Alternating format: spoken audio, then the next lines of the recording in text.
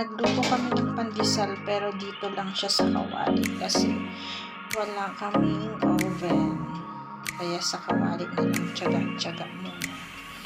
Babalik na rin ko na siya kasi tutunin siya. Ay, hindi pa siya toasted.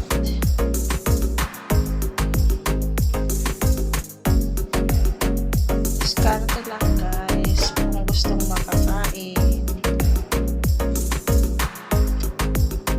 Ayan na yung niluto namin pandesal. Masarap. Ayan. Masarap siya guys. Lalo na pag mainit, masarap siya. Try natin. Try natin. Malambot siya. Ayan. Pero gawa lang siya sa kawali. Maganda yung pagkaalasan. Tsaka milk siya.